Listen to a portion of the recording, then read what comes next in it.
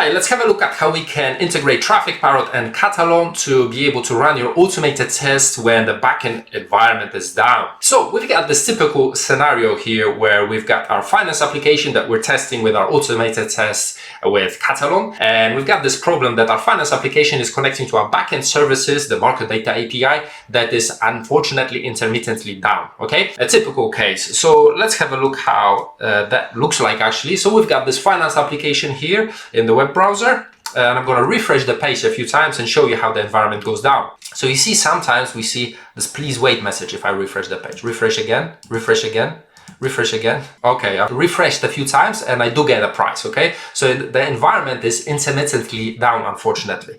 So what happens with the Katalon tests that we have here when we try to test this application? You see I've got a test here that asserts the stock price is between 100 and 1,000 and the text is green. Okay, so if I run this test a few times, sometimes it will be passing, like right now, and sometimes it will be failing. We'll see if it passes or fails this time. It's still green, but sometimes it will fail, unfortunately, because the environment goes down, right, intermittently. Oh, and we got a failure, okay? You see, so sometimes we get failures, sometimes the environment, the test passes, okay? So what is the problem with that? We actually don't know if it's a problem with that, like right now, right? It just says, please wait, the test doesn't pass. What's the problem? The problem is that we can't work on our tests to improve it, etc., or run. This is just one test. Imagine we've got 100 of these tests. We don't know what is the issue, right? Is there an issue with our test? Is there an issue with our finance application? Or is it just the environment's down, right? So a lot of mess here around our automated testing. So what is the typical solution to this problem? The typical solution is using simulation, or some call it mocking. On the left-hand side, we've got the testing infrastructure without Traffic Parrot, our tool that we will be using for mocking, where the system and the test, our system that we're testing, for example, in our case, the finance application, is connecting to transactions, user data, and third-party systems. Okay, so this is the traditional testing infrastructure. On the right-hand side, what we have is the testing infrastructure with Traffic Parrot simulators, where the system and the test, for example, our finance application, will be connecting to simulators instead of the real services, and the real services are not used. Okay, how does that help us? Well, what we can do is create API mocks or API simulators, as some call them, by recording the traffic. So our automated test will test the finance application, which is sending requests to the market data API. However, they'll go through the API simulators, Traffic Parrot API simulators, and the traffic, the requests and responses, will be recorded. And what this will allow us to do is later on replay the traffic, those requests and responses, which means the finance application will be connecting only to the simulators and not the real market data API, the backend services. And these will be available all the time. There's no intermittent failures with this setup. Okay, so first of all, let me show you how to create those API mocks or API simulators by using Traffic Parrot recording. So what we'll do is open up Traffic Parrot. We've got Traffic Parrot running here locally, localhost 8080. We'll go to HTTP record, and this is how we'll set up the recording.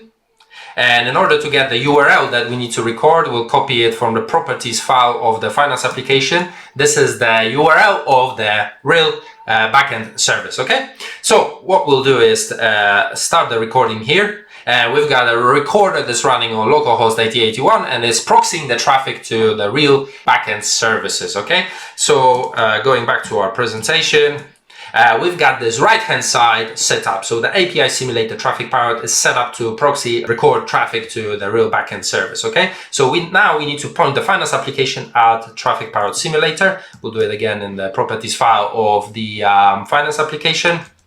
So point it at localhost 8081 instead of the real services. That's pretty much it. Okay, so what we've got right now is this setup where we've got the automated tests, testing the finance application, which are connecting to the API simulators, which are recording the traffic between the finance application and the backend services.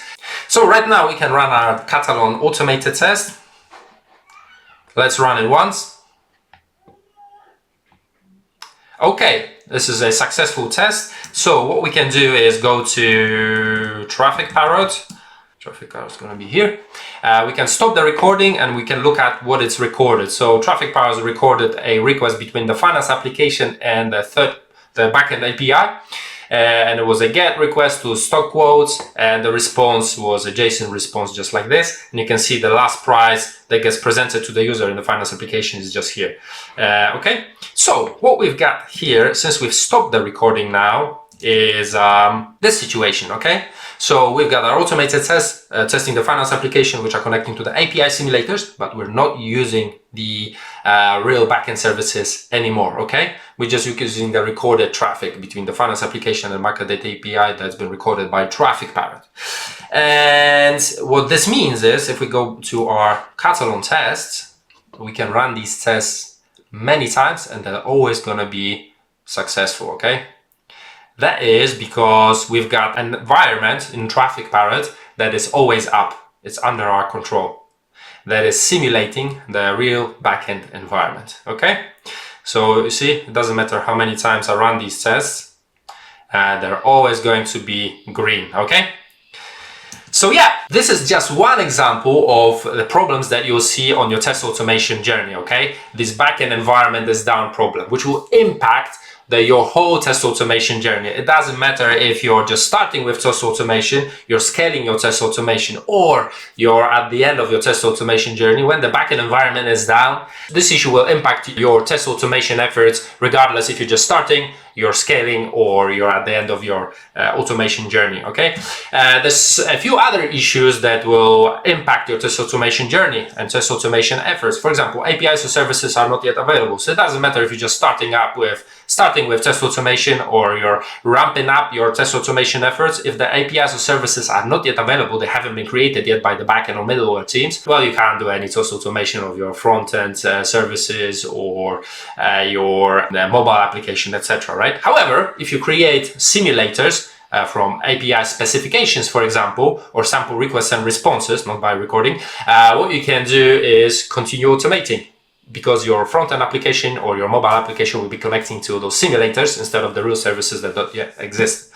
Similar with slow manual processes in backend or third-party systems that prevent automation. Imagine we've had clients where when you send a request to the backend service, it takes for an asynchronous response 2 days to come back, right?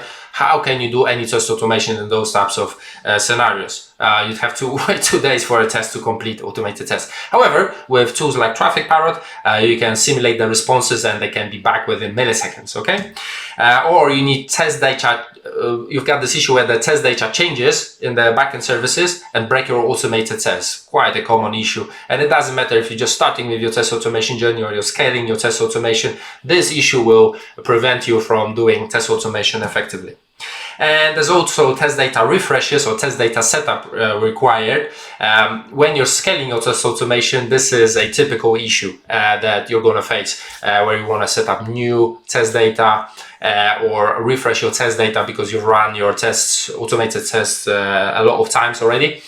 And this will stop you from or prevent you from working effectively with your automated tests. So what we're saying here is that if you're starting your journey with test automation, as we already saw with the backend environment is down scenario, using Traffic Parrot simulators has already moderate to high return on investment. Okay, if you're scaling with your test automation, you've got already 10 or 100 tests automated, the return on investment of creating these simulators will be high or very high. Okay, and you're going to be doing things like setting up hypothetical scenarios or error cases for your automated testing. You're going to be working around with those simulators around third-party or API service restrictions or hard to investigate test failures. And if you're almost done with your automated testing and most of your stuff's automated, it's pretty much a must-have to use a tool like Traffic Parrot and your API simulators because they're going to have a very high return on investment. Okay, so if you wanted to start today, feel free to reach out to us, contact at trafficparrot.com, and we'll be happy to walk you through what's the best way to start for your specific use case. Or alternatively, you can go ahead and start investigating this yourself if you feel like it. There's a free 14-day evaluation available. Just go to trafficparrot.com/trial.html and download your free 14-day evaluation there. Thank you so much for listening, and hopefully speak to you soon. Bye-bye.